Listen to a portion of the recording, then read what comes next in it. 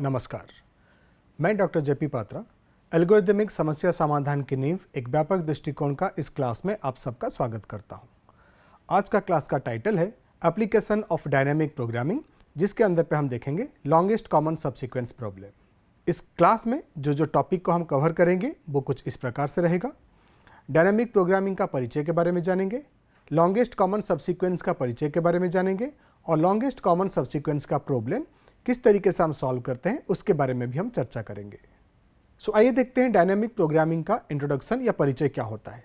Dynamic programming एक महत्वपूर्ण और शक्तिशाली तकनीक है जिसका उपयोग जटिल समस्याओं को सॉल्व करने के लिए किया जाता है। ये तकनीक उन समस्याओं के समाधान में मदद करती है जो रिकर्सिव और सब प्रॉब्लम के रूप में विभाजित की जा सकती है। अब आइए कुछ की फीचर्स के बारे में बात करते हैं। डायनामिक प्रोग्रामिंग की मूल धारणा यह है कि एक जटिल समस्या, जिसको हम कॉम्प्लेक्स प्रॉब्लम के नाम से भी जानते हैं, उसको समाधान के उसके उप समस्याओं को समाधान के माध्यम से प्राप्त किया जा सकता है। यदि किसी समस्या का ऑप्टिमल सॉल्यूशन उसके उप समस्याओं के इष्टतम समाधान से प्राप्त होता है तो यह समस्या डायनामिक प्रोग्रामिंग के लिए सुइटेबल माना जाता है। अब इसके नेक्स्ट फीचर के बारे में बात करते हैं। इस तकनीक में समस्याओं को छोटे छोटे उप समस्याओं में डिवाइड किया जाता है जो बार बार उत्पन्न हो सकती है।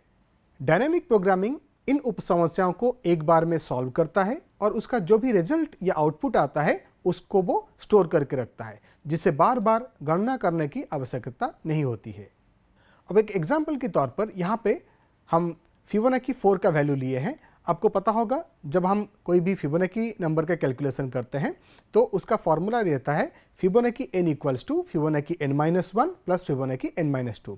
That means Fibonacci n-1 plus n-2 को अगर हम ऐड करेंगे तो हमें फिबोनाची n का वैल्यू मिलेगा। तो फिबोनाची 4 का वैल्यू कैलकुलेट करने के लिए हमें फिब 3 और फिब 2 की वैल्यू चाहिए। फिब 2 का वैल्यू कैलकुलेट करने के लिए मुझे फिब 0 और फिब 1 का वैल्यू चाहिए। फिब 3 का वैल्यू कैलकुलेट करने के लिए मुझे फिबोनाची 1 और फिब 2 का वैल्यू कैलकुलेट करना है और फिबोनाची 2 का वैल्यू कैलकुलेट करने के लिए मुझे फिबोनाची 0 और फिब 1 का वैल्यू चाहिए। आप इस डायग्राम में देख सकते हैं फिबोनाची 2 का जो वैल्यू है वो 2 बार यूज हुआ है। इस तरीके से हमारे पास में अगर कोई भी वैल्यू जिसका यूज उस प्रोग्राम में एक से ज़्यादा बार हुआ है तो हम बार बार कैलकुलेशन करने के बजाय एक बार हम कैलकुलेशन करेंगे और उस वैल्यू को कहीं ना कहीं स्टोर करेंगे ताकि फर्दर जब रिक्वायरमेंट होगा उस वैल्यू को हम यूज कर सकते हैं। इस प्रोसेस से जो कंप्यूटेशन टाइम है उसको हम सेव कर सकते हैं। इस एग्जाम्पल में हम ये समझाने की कोशिश किए हैं जब 2 से ज़्यादा बार उस फंक्शन का आपका यूज होता है तो आप हर बार उसका कैलकुलेशन मत करिएगा, आप एक ही बार कैलकुलेट करिए और उसका जो आउटपुट है उसको आपको स्टोर करके रखना है। फर्दर जब आप उस फंक्शन को यूज़ करेंगे आप उसको सिर्फ यूज़ करिए। इस प्रोसेस के थ्रू में आप उसका टाइम कॉम्प्लेक्सिटी या जिसको हम कंप्यूटेशन टाइम बोलते हैं उसको आप सेव कर सकते हैं। अब आइए देखते हैं कि लॉन्गेस्ट कॉमन सबसीक्वेंस प्रॉब्लम क्या होता है और इसको हम किस तरीके से सॉल्व करेंगे। तो सबसे पहले हम चर्चा करते हैं लॉन्गेस्ट कॉमन सबसीक्वेंस का परिचय क्या है। लॉन्गेस्ट कॉमन सबसीक्वेंस 2 या 2 से अधिक स्ट्रिंग के बीच में सबसे लंबी लॉन्गेस्ट ऑर्डर या सबसीक्वेंस को आइडेंटिफाई करता है या खोज करता है। ये सबसीक्वेंस वो होती है जो सभी दी गई स्ट्रिंग पे मौजूद होती है, लेकिन ये जरूरी नहीं है कि वो सबसीक्वेंस उन स्ट्रिंग में लगातार या कंटिन्यूअस मैनर में प्रेजेंट हो। एग्जाम्पल के लिए हमारे पास में 2 स्ट्रिंग है। स्ट्रिंग 1 पे जो कैरेक्टर दिया है वो कुछ इस प्रकार से है AB CB DAB और स्ट्रिंग 2 में जो कैरेक्टर हमें दिया है वो है BD CAB। अब इन दोनों स्ट्रिंग को लेके हमें आइडेंटिफाई करना है इनका लॉन्गेस्ट कॉमन सबसीक्वेंस क्या रहेगा। अगर ये दोनों स्ट्रिंग की बात मैं करूं तो इन दोनों स्ट्रिंग का लॉन्गेस्ट कॉमन सबसीक्वेंस रहेगा BCAB। हम आगे चल के देखेंगे कि किस तरीके से इसका कैलकुलेशन हम करते हैं, क्योंकि ये दोनों स्ट्रिंग में मौजूद है और ये सबसे लंबी ऐसी सबसीक्वेंस प्रेजेंट है। आप ध्यान से देखेंगे सबसीक्वेंस का मतलब है जो आउटपुट हमें मिला है BCAB, ये 4 कैरेक्टर स्ट्रिंग 1 में भी प्रेजेंट है और स्ट्रिंग 2 में भी प्रेजेंट है। इसके लिए हम सबसीक्वेंस बोलते हैं और ये जो कैरेक्टर हमें मिला है BCAB ये सबसे लंबी सबसीक्वेंस है। अब आप देखते हैं कि लॉन्गेस्ट कॉमन सबसीक्वेंस का यूजेस कहाँ पे होता है। सबसे पहले इसका यूजेस जो होता है वो टेक्स्ट कंपैरिजन में होता है। टेक्स्ट कंपैरिजन के अंदर पे अगर हम स्पेल चेकर की बात करेंगे या प्लेगरिज्म डिटेक्शन की हम बात करेंगे जो प्लेगरिज्म सॉफ्टवेयर होता है, जहाँ पे आपका सिमिलरिटी दिखा जाता है कि जो कंटेंट अवेलेबल है वो ऑलरेडी जो स्टोर कंटेंट है उसमें से कितना % मैच करता है। तो स्पेल चेकर में और प्लेगरिज्म डिटेक्शन में हम लॉन्गेस्ट कॉमन सबसीक्वेंस एल्गोरिदम को यूज करते हैं। बायो इन्फॉर्मेटिक्स में भी हम लॉन्गेस्ट कॉमन सबसीक्वेंस का यूज DNA, RNA और प्रोटीन सीक्वेंस के बीच में समानता का पता लगाने के लिए भी किया जाता है।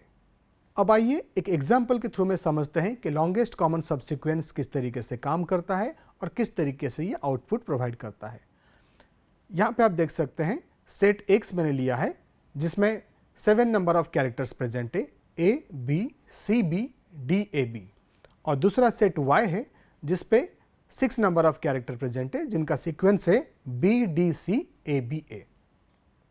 अब ये जो दोनों सेट हमारे पास में दिया गया है, इस दोनों सेट को लेके हमें लॉन्गेस्ट कॉमन सबसीक्वेंस का एल्गोरिदम को यूज करना है और इसका सबसे लॉन्गेस्ट कॉमन सीक्वेंस को आइडेंटिफाई करना है। अब आइए देखते हैं इसका सॉल्यूशन हम किस तरीके से प्रोवाइड करें। इन समस्याओं को सॉल्व करने से पहले हमें इसकी एल्गोरिदम को जानना होगा। आप यहाँ पे देख सकते हैं लॉन्गेस्ट कॉमन सबसीक्वेंस लेंथ के नाम से मैंने एक फंक्शन डिफाइन किया है जिस पे हम 2 आर्गुमेंट पास करते हैं जो है सेट X और सेट Y। सो सेट X और Y आपको प्रॉब्लम में पहले से दिया जा चुका है, तो इस दोनों X और Y को हम एज ए इनपुट इसमें प्रोवाइड करेंगे।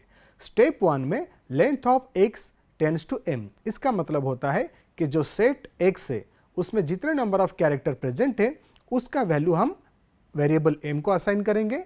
स्टेप 2 में लेंथ ऑफ Y असाइन हो रहा है वेरिएबल N को, इसका मतलब होता है लेंथ ऑफ Y का मतलब है कि जितने number of character set Y में प्रेजेंट है वो हो जाएगा आपका लेंथ ऑफ Y।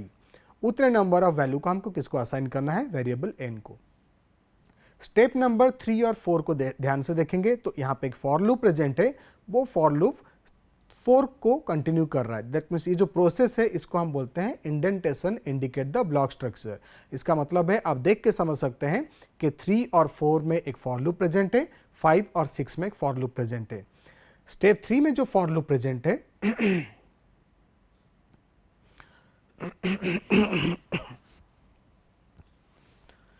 स्टेप 3 में जो फॉर लूप प्रेजेंट है वो वेरिएबल I के साथ में चल रहा है और वो चलेगा 1 से लेके M तक। और स्टेप 4 में हम C ऑफ I, 0 का वैल्यू 0 स्टोर करेंगे। C और B हम एक मैट्रिक्स डिजाइन करेंगे और उस मैट्रिक्स को हम इस फॉर लूप के थ्रू में भरेंगे जिसके बारे में हम आगे चर्चा करेंगे। स्टेप नंबर 5 और 6 में भी एक फॉर लूप प्रेजेंट है जो वेरिएबल J के साथ में चल रहा है, जो चलेगा 0 से लेके N तक। और इस केस में स्टेप नंबर 6 में हम 0, J का वैल्यू को 0 में स्टोर करेंगे। दैट मीन्स इसका जो भी वैल्यू आएगा उस पर हम 0 को असाइन करेंगे। अब आइए देखते हैं स्टेप नंबर 7 से लेकर स्टेप नंबर 17 तक क्या इसका यूज होगा। स्टेप नंबर 7 को अगर आप ध्यान से देखेंगे ये एक आउटर फॉर लूप है जो यूज हुआ है स्टेप नंबर 16 तक, और स्टेप नंबर 8 को आप ध्यान से देखेंगे तो एक इनर फॉर लूप है जो आपका यूज हुआ है स्टेप नंबर 16 तक। तो स्टेप नंबर 7 आपका आउटर फॉर लूप है और स्टेप नंबर 8 आपका इनर फॉर लूप है। तो आउटर फॉर लूप चल रहा है आपका वेरिएबल I के साथ में जो चलेगा 1 से लेके M तक, और स्टेप नंबर 8 वेरिएबल J के साथ में चल रहा है जो चलेगा 1 से लेके N तक। तो पहले हम इनर फॉर लूप का प्रोसेस को कंप्लीट करेंगे। दैट मीन्स जो J का वैल्यू है वो 1 से लेके N तक कंप्लीट होगा, उसके बाद में फिर से हम आउटर फॉर लूप में जाएंगे। दैट मीन्स I का वैल्यू 1 के लिए मुझे प्रोसेस करना है J का वैल्यू 1 to N। जब J equals to 1 to N का प्रोसेस हो जाएगा मैं फिर से I का वैल्यू को अपडेट करूंगा। अब आते हैं स्टेप नंबर 9। स्टेप नंबर 9 पे मुझे ये चेक करना है क्या X of I equals to Y of J है। इसका मतलब है कि सेट X में ith एलिमेंट को मैं सेट Y का jth एलिमेंट के साथ में चेक करूंगा। अगर ये दोनों इक्वल होते हैं, दैट मीन्स अगर मेरा स्टेप नंबर 9 का कंडीशन ट्रू होता है, देन मैं क्या करूंगा, मैं C of I minus 1 J minus 1 plus 1, that means C and B table में ये वैल्यू को C I minus 1 J minus 1 plus 1 का वैल्यू को कहाँ पे स्टोर करूंगा, C ऑफ I J में, और साइमल्टेनियसली मैं B of I J, that means जो C एंड B टेबल है वहाँ पे सेमी वर्टिकल एरो को प्लेस करूंगा। यहाँ पे आप ध्यान देंगे ये कंडीशन है हम तभी एग्जीक्यूट करेंगे, दैट मीन्स स्टेप नंबर 10 और 11 को हम तभी एग्जीक्यूट करेंगे जब हमारे पास में इफ वाला condition, that mean step number 9 true होगा। अगर स्टेप 9 हमारे पास में फॉल्स हुआ तो हम सीधा स्विच करेंगे स्टेप नंबर 12 में। तो उस केस में उसका एल्स पार्ट प्रेजेंट है, उस एल्स पार्ट के अंदर में भी एक इफ कंडीशन है।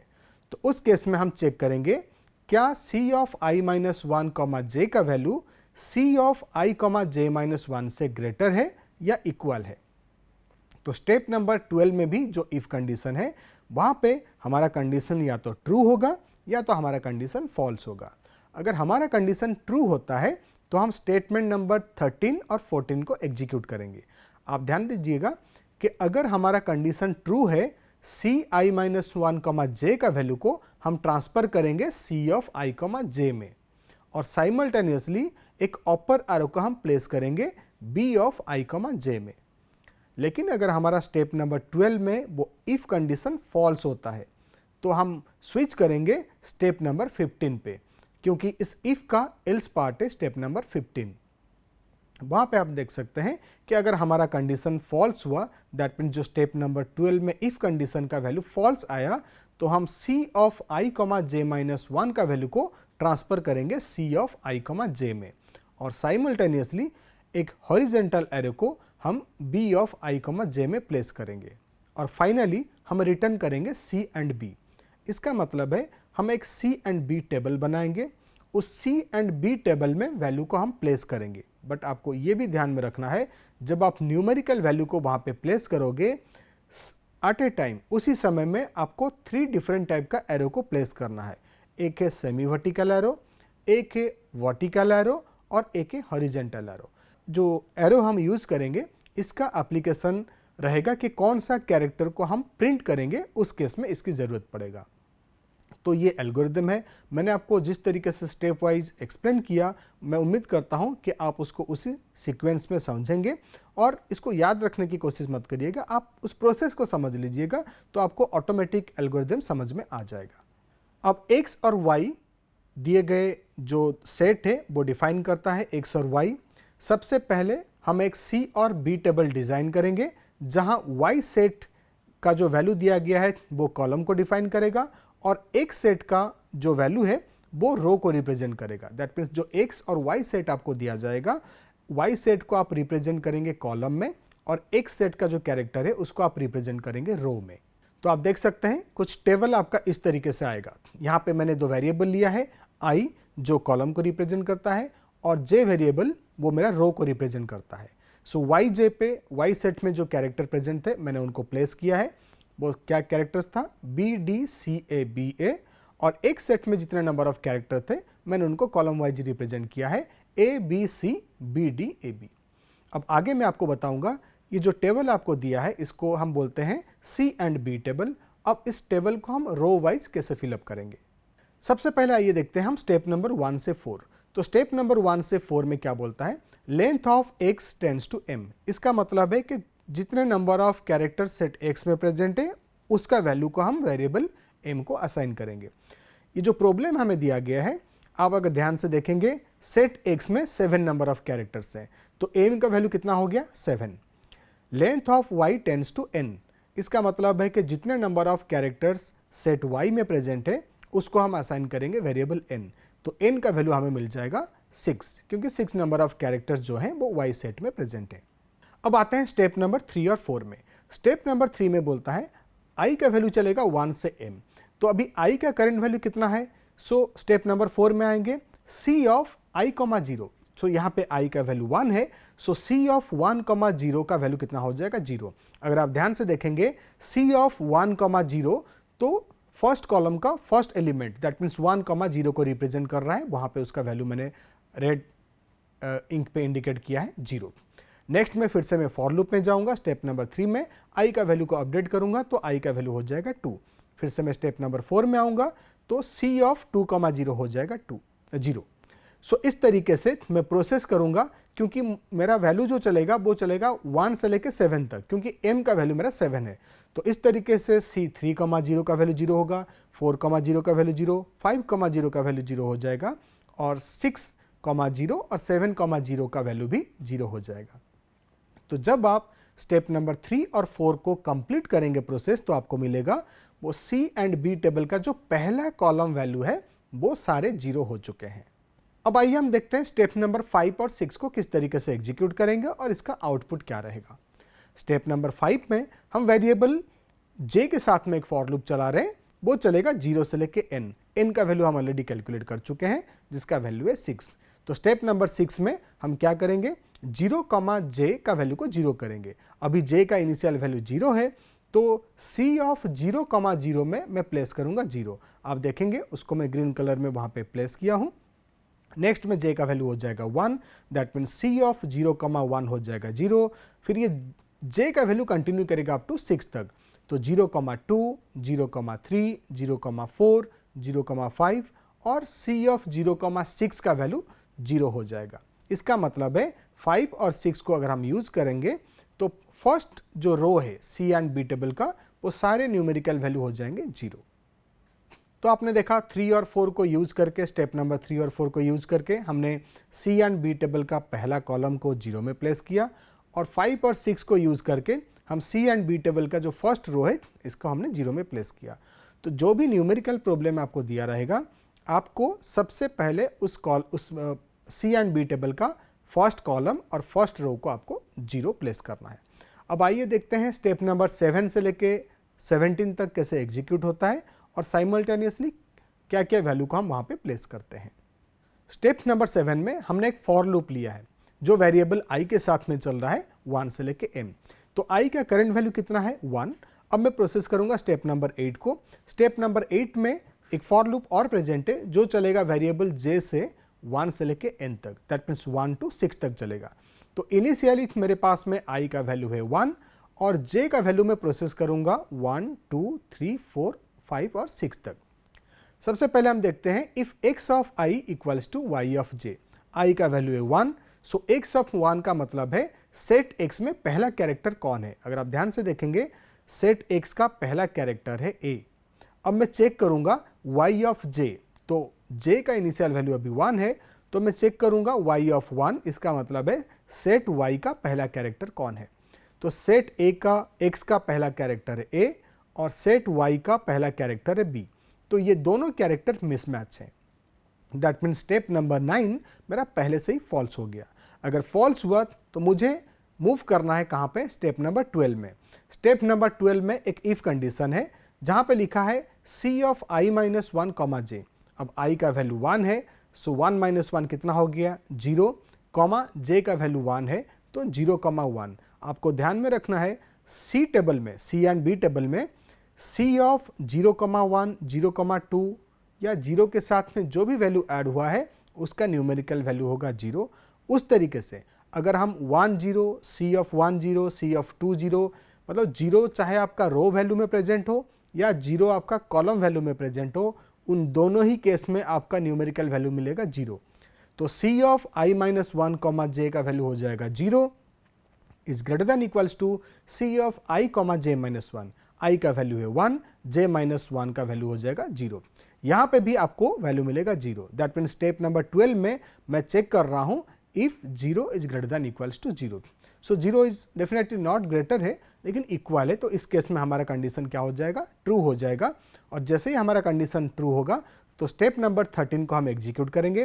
13 में क्या बोलता है, c of i minus 1 comma j कहाँ पे असाइन होगा, c of i comma j में। तो इसका वैल्यू मिल चुका है 0, तो c of i comma j इसका मतलब है c ऑफ 1 कॉमा 1 पे 0 वैल्यू जाएगा 0। और स्टेप नंबर 14 को हम एग्जीक्यूट करेंगे।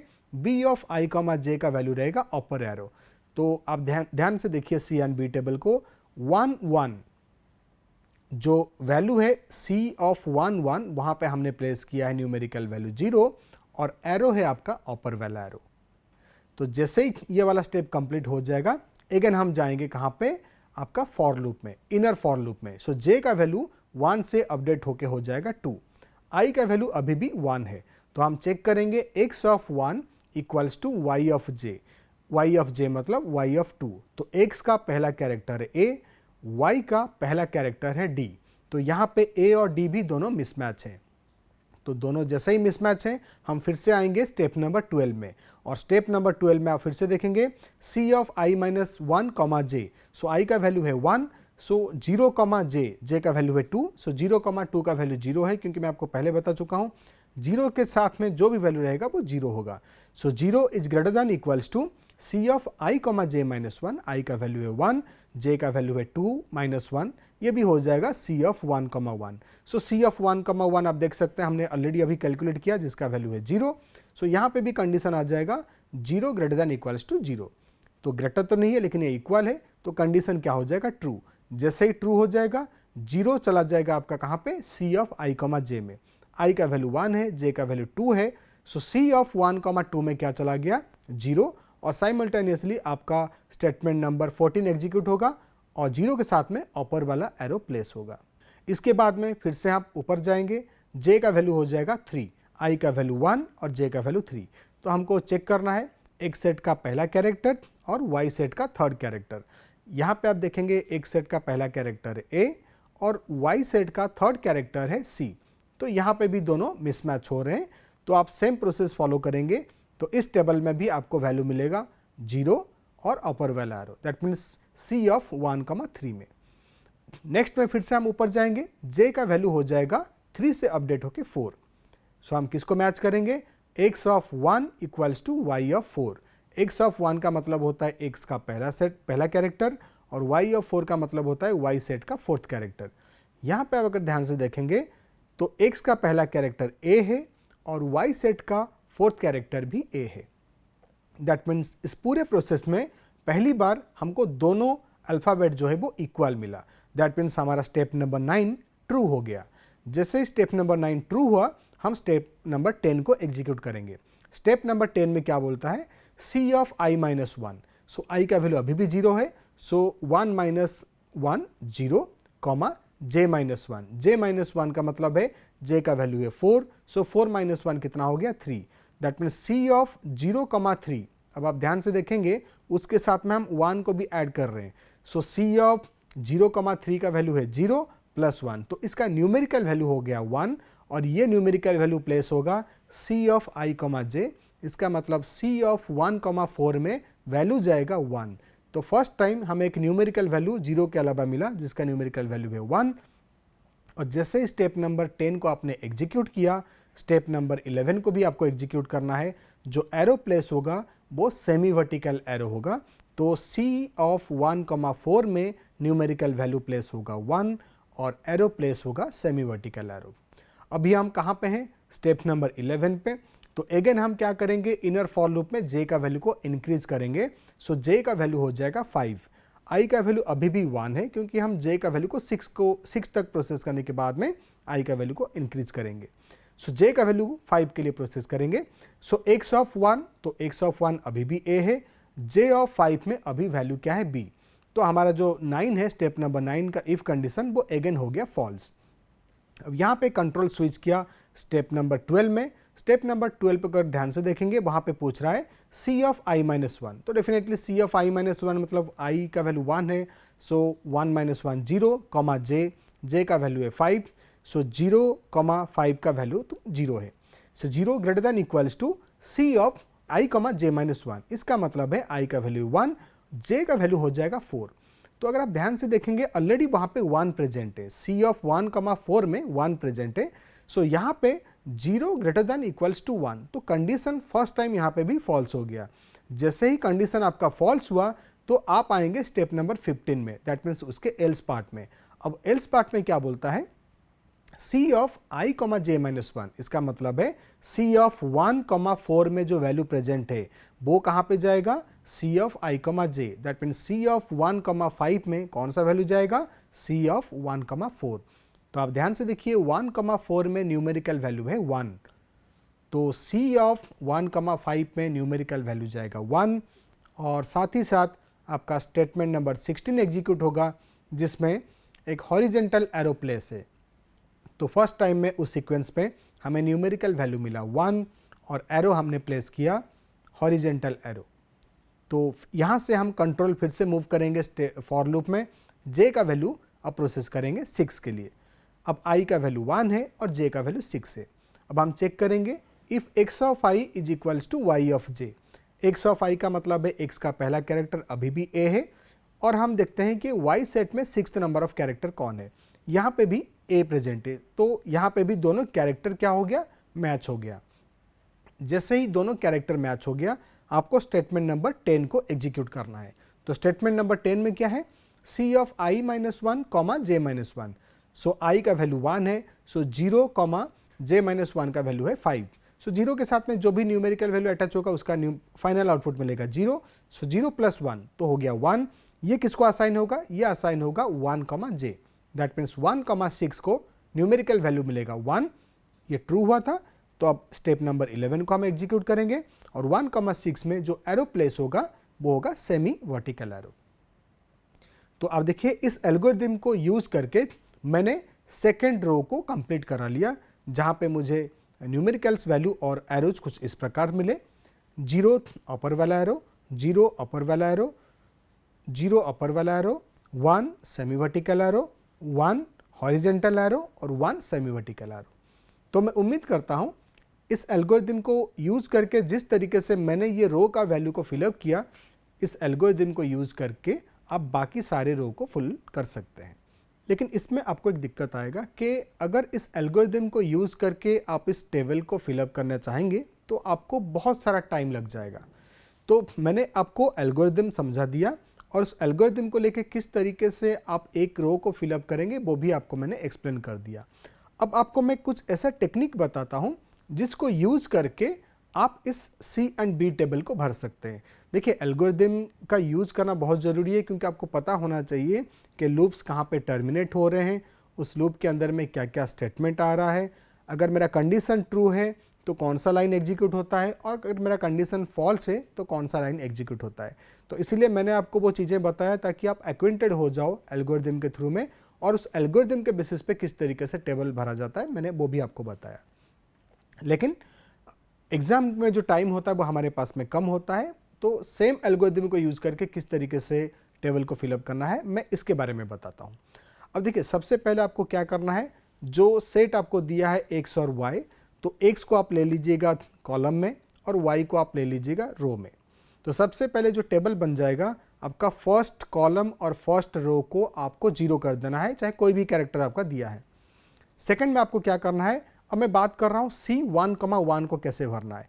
अब जब आप C1,1 को भरेंगे तो उससे पहले क्या करना है, आपको देखना है कि उसके लेफ्ट साइड में कौन सा वैल्यू प्रेजेंट है और अपर में कौन सा वैल्यू प्रेजेंट है, और उसके कैरेक्टर्स। तो पहले आप कैरेक्टर्स को मैच करिएगा। जैसे हमने यहाँ पे 1A, देखिए ध्यान से आप देखेंगे तो जो कैरेक्टर है वो है A और B।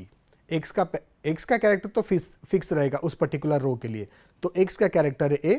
अब वाई का पहला कैरेक्टर को चेक करो तो वो है B, तो दोनों क्या है, मिसमैच है। जैसे ही आपका पहला पॉइंट कैरेक्टर मिसमैच हो गया तो आपको क्या करना है, उस C1,1 का लेफ्ट साइड का वैल्यू को देखना है और अपर का वैल्यू को देखना है। सो लेफ्ट साइड का वैल्यू आपको रेड कलर में दिख रहा है 0, और अपर का वैल्यू आपको ग्रीन कलर में दिख रहा है 0।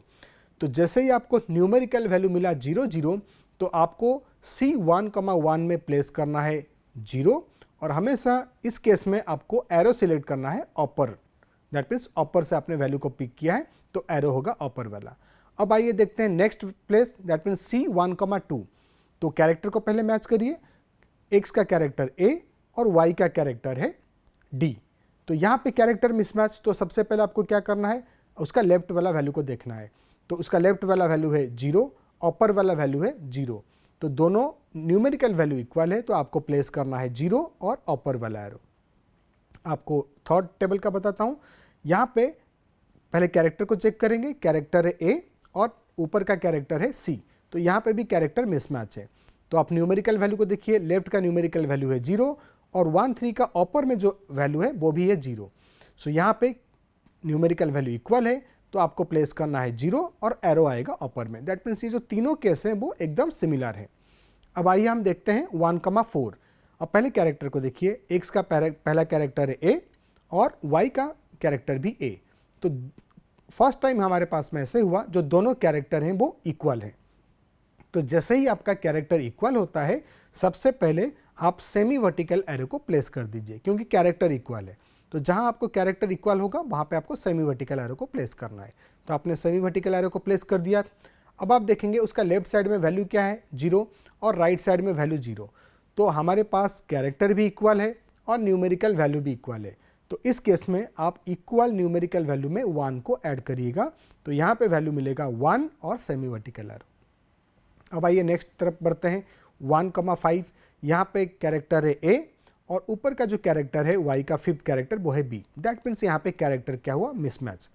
तो नेक्स्ट में हम क्या करेंगे, अब दोनों न्यूमेरिकल वैल्यू को चेक करेंगे। उसके लेफ्ट साइड का न्यूमेरिकल वैल्यू है 1 और अपर का न्यूमेरिकल वैल्यू है 0। इस केस में भी हमें कैरेक्टर तो डिफरेंस मिला ही, यहाँ पे न्यूमेरिकल वैल्यू भी मिसमैच हो रहे हैं। सो यहाँ पे आपको ध्यान में रखना है हाइयर न्यूमेरिकल वैल्यू को आपको प्लेस करना है। 0 और 1 पे हाइयर न्यूमेरिकल वैल्यू है 1 और 1 कहाँ से हमने पिक किया, लेफ्ट साइड में, तो एरो रहेगा हॉरिजेंटल एरो। अब आते हैं 1,6 टेबल के लिए। 1,6 में क्या है, पहला कैरेक्टर है x का a और y का भी 6 नंबर ऑफ कैरेक्टर a। तो यहाँ पे कैरेक्टर मैच हो गया। जैसे ही कैरेक्टर मैच हुआ हमको क्या करना है, सेमी वर्टिकल एरो को प्लेस करना है। तो हमने सेमी वर्टिकल एरो को प्लेस कर दिया। अब आइए देखते हैं उसका न्यूमेरिकल वैल्यू। उस पर्टिकुलर पॉइंट का लेफ्ट साइड का न्यूमेरिकल वैल्यू है 1 और अपर का न्यूमेरिकल वैल्यू है 0। तो यहाँ पे हमको क्या करना है, कैरेक्टर तो इक्वल हो गया लेकिन न्यूमेरिकल वैल्यू मिसमैच है।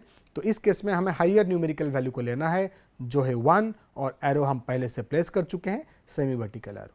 तो इस तरीके से आप, पहले हमने देखा कि एल्गोरिथम में किस तरीके से फिलअप किया, अब हमने देखा कि जो मेथड मैंने आपको बताया, जो ट्रिक मैंने बताया, उसके साथ में आपने कैसे फिलअप किया। अब आइए मैं आपको दूसरा टेबल बताता हूं, जो सेकेंड रो है उसको हम किस तरीके से फिलअप करेंगे। तो सबसे पहले हम क्या करेंगे, यहाँ पे कैरेक्टर को देखेंगे कि x का सेकंड कैरेक्टर कौन है और y का पहला कैरेक्टर कौन है। सो दोनों ही केस में आपका कैरेक्टर जो है वो b और b इक्वल है। तो जैसे ही हमें कैरेक्टर इक्वल मिला हम क्या करेंगे, सेमी वर्टिकल एरो को प्लेस कर देंगे। तो मैंने सेमी वर्टिकल एरो को प्लेस कर दिया। अब हम देखेंगे उसका न्यूमेरिकल वैल्यू क्या है। लेफ्ट का न्यूमेरिकल वैल्यू 0 और अपर का न्यूमेरिकल वैल्यू 0। तो यहाँ पे हमारे कैरेक्टर भी इक्वल है और न्यूमेरिकल वैल्यू भी इक्वल है। तो उस 0 के साथ में हमको 1 ऐड करना है क्योंकि इक्वल था 0 का वैल्यू। तो हमारा न्यूमेरिकल वैल्यू हो जाएगा 1 और एरो हम पहले से प्लेस कर चुके हैं। अब देखेंगे नेक्स्ट वाला, दैट मीन्स 2,2 का। तो यहाँ पे कैरेक्टर है x में b और y में है d। तो कैरेक्टर मिसमैच है। तो सेम प्रोसेस जो मैंने आपको बताया था, अभी आपको अपर का वैल्यू और लेफ्ट साइड का वैल्यू को चेक करना है। तो यहाँ पे दोनों मिसमैच है क्योंकि अपर का वैल्यू उसका 0 है और लेफ्ट साइड का वैल्यू 1 है। तो इस केस में क्या करेंगे, हाइयर वैल्यू कौन है 1 और जो एरो है वो हाइयर साइड से पिक करेगा। तो इस तरीके से आप यूज करके इस पूरे टेबल को बना सकते हैं। तो जैसे आप इस प्रोसेस को फॉलो करेंगे तो आपके टेबल्स कुछ इस प्रकार से देखेंगे। आप देख सकते हैं कि फाइनल टेबल को मैंने फिलअप कर लिया। आप एल्गोरिथम को भी यूज करके कर सकते हैं और जो ट्रिक मैंने बताया उसमें भी कर सकते हैं। आप इसको जरा ध्यान से देखेंगे, इस सी एंड बी का जो लास्ट वैल्यू है, दैट मीन्स 7,6 में न्यूमेरिकल वैल्यू प्रेजेंट है 4। इसका मतलब है आपका जो आउटपुट आएगा उसमें कितने नंबर ऑफ कैरेक्टर रहेंगे, 4 number of character. That means जो लॉन्गेस्ट कॉमन सब्सिक्वेंस आप कैलकुलेट करोगे उसका जो फाइनल वैल्यू आएगा वो उसमें 4 नंबर ऑफ कैरेक्टर रहेगा। तो उस टेबल का सबसे लास्ट वाला जो वैल्यू रहेगा वो इंडिकेट करेगा कितने नंबर ऑफ कैरेक्टर आपके जो लॉन्गेस्ट कॉमन सब्सिक्वेंस का आउटपुट में प्रेजेंट रहेगा। अब नेक्स्ट क्वेश्चन आता है कि इसको प्रिंट किस तरीके से करेंगे। आप जरा ध्यान से देखिए, नंबर ऑफ कैरेक्टर तो आपको मिल गया 4 रहेंगे। अब ये कैरेक्टर कौन कौन होगा, तो आप लास्ट जो टेबल है वहाँ से स्टार्ट करेंगे। जैसे लास्ट वैल्यू 4 है तो आप एरो देखेंगे तो अपर को इंडिकेट कर रहा है, तो आप अपर डायरेक्शन में मूव करेंगे। जहाँ पे आपको सेमी वर्टिकल एलिमेंट दिखेगा, सेमी वर्टिकल एरो दिखेगा, उस एलिमेंट को आपको प्रिंट करना है। और प्रिंट करते वक्त में ध्यान रखिएगा, प्रिंट करने का सीक्वेंस रहेगा राइट टू लेफ्ट। तो पहला वैल्यू दिखा रहा है 4 का, एरो दिख रहा है अपर, तो मैं अपर के डायरेक्शन पे जाऊंगा। वहाँ पे मुझे सेमी वर्टिकल एरो मिला, तो सेमी वर्टिकल एरो मिला। आप ध्यान से देखेंगे कौन सा कैरेक्टर के लिए, आप अगर रो और कॉलम को मैच करेंगे तो कैरेक्टर है ए। तो पहला वैल्यू क्या आ गया, पहला कैरेक्टर क्या आ गया, ए। अब वो जो एरो है वो सेमी वर्टिकल के लिए बोल रहा है, तो आप एंगल करके जाएंगे तो आपको वैल्यू मिल रहा है 3 और अपर वाला एरो। फिर आप ऊपर जाएंगे तो वहाँ पे आपको सेमी वर्टिकल एरो मिला। अब देखिए सेमी वर्टिकल एरो किसके लिए मिला, कैरेक्टर बी के लिए। तो आप बी को प्रिंट करेंगे, फिर आप सेमी वर्टिकल में जाएंगे, that means angle wise move करेंगे, तो आपको मिलेगा 2 और हॉरिजेंटल एरो, दैट मीन्स वो लेफ्ट साइड में मूव करने के लिए बोल रहा है। एरो का डायरेक्शन के हिसाब से आप चलिएगा, तो लेफ्ट साइड में आप जाएंगे तो वहाँ पे आपको एक सेमी वर्टिकल एरो मिल रहा है। आप ध्यान से देखेंगे तो वो कैरेक्टर सी के लिए है, उसको आप प्रिंट करेंगे, फिर सेमी वर्टिकल में प्रोसेस करेंगे तो आपको मिलेगा 1 और हॉरिजेंटल। तो वो डायरेक्शन आपको दे रहा है लेफ्ट साइड में जाने के लिए। आप लेफ्ट साइड में जाएंगे, फिर देखेंगे आपको एक सेमी वर्टिकल एरो मिला और वो कैरेक्टर है बी के लिए, तो उसको आप प्रिंट करेंगे। तो इस तरीके से आप जो डायरेक्शन है एरो का उसको फॉलो करके जहाँ पे आपको सेमी वर्टिकल एरो मिलेगा उसको आपको प्रिंट करना है। तो इस तरीके से आपका जो फाइनल आउटपुट रहेगा वो रहेगा BCBA। लिखने के टाइम में आपने राइट टू लेफ्ट लिखा था ABCB, जो फाइनल आउटपुट प्रिंट होगा BCBA। मैं उम्मीद करता हूँ कि आज का जो क्लास में मैंने जिस प्रॉब्लम को सॉल्व किया, एल्गोरिथम को थ्रू में भी बताया और एक ट्रिक के थ्रू में भी बताया, आप उसको अपने मन से कोई भी एक एग्जाम्पल ले लीजिए और आउटपुट प्रिंट करने का कोशिश करिएगा। नेक्स्ट क्लास में हम बात करेंगे मैट्रिक्स सेंस मल्टीप्लिकेशन और उसके न्यूमेरिकल प्रॉब्लम्स के बारे में भी चर्चा करेंगे। नमस्कार, धन्यवाद।